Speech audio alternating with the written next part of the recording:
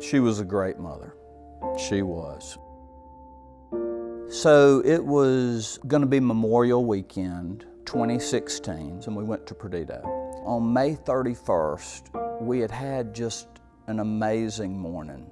When it got closer to lunchtime, everybody was hungry and we went upstairs. So I go in the kitchen and open up some champagne, and she goes into the bedroom. Minutes passed here, minutes. And I go into the bedroom, I'm calling her name, no answer. I come to the bathroom door and I can't get in. I remember some sort of sense of panic.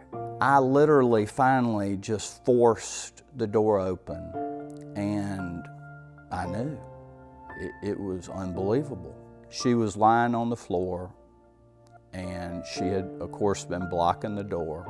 I ended up, obviously, immediately grabbing her. I'm screaming. I knew from the time I was able to get in the bathroom that it was done. You know, it was probably only 10 minutes. It seemed like an hour for the ambulance to get there. We attempt to race the helicopter to the hospital in Pensacola. When we got there, they sequestered us in a room, and I knew that wasn't good. I don't remember who it was. Came in and said, hey, she didn't make it. You know, they did let us go to the back and see her. You know, they actually had her looking so pretty.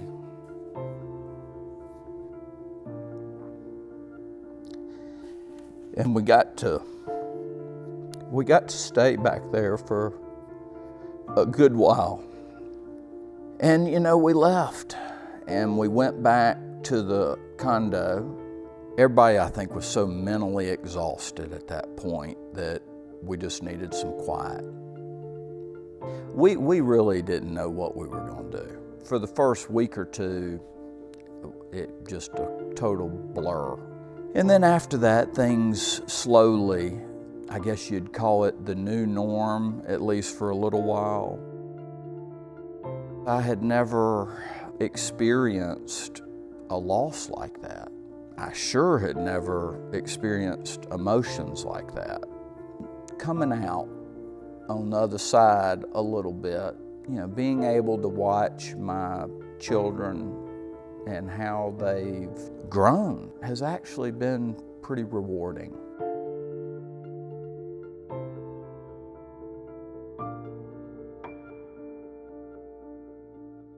Blaine was the nurturer, caretaker. You know, he was a lawyer and he had his own law practice. He was the kind of person that, you know, pushed me to succeed. He was my biggest cheerleader. He left on a Sunday, and I remember him waking me up and kissing me bye. Monday afternoon, he actually told me, and he said, you know, I don't feel good. I was like, you know, how do you feel? And he's like, you know, I just don't really feel good. And, you know, he always felt great. That next day on Tuesday, about lunchtime, I remember I got a phone call once from my assistant. I heard my assistant crying, and I heard Blaine's assistant crying together. And they were like, there's something wrong, you know. Blaine, you know, he was in the deposition. There's several people in the room, you know, we don't know who, but he's not breathing. And I just jumped up and I was like, what do you mean what do you mean he's not breathing? And she said, you know, you need to call this number. This is a lady that's in the room there. And, you know, I call this number and this lady is like, yeah, we're here, he's not breathing. And I'm like, what's wrong? And she's like, we don't know, you know, we've called the ambulance. So I called my dad, and my dad came and picked me up. And I remember my dad and I just flying to my mom's house. And I remember just kind of falling to the floor. And the next thing I know, the doctor calls my dad, and he tells my dad that he didn't make it. You know, my dad tells me, you know, he had a heart attack. My 7-year-old was at school, and my 1-year-old was at daycare. And I'm sitting there going, what am I gonna do? Blaine was always the one that took care of everything. And then all I could think was, I just want to get him home. The following Saturdays when we had the service for him. It was a lot of, you know, you cried so much that you just waited for the day that you didn't cry. I remember my mom taking me to the heart doctor, and I was thinking, please God, let me have something wrong with me so I can go be with Blaine. And the doctor at the Madison Heart Clinic, he just hugged my neck and he said, you know, you have a broken heart. And he said, you're gonna be okay. That's when I said, I'm gonna have to do this. I'm gonna have to take responsibility and I'm gonna have to do this. I gotta make this work. You know, one thing that I felt like I did was I cherished every single moment we had together.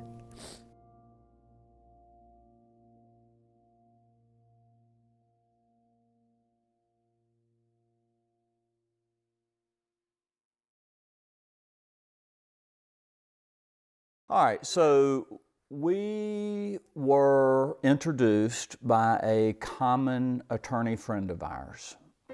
She asked, I know somebody who has a situation that is extremely similar to yours, and would you like to potentially meet her?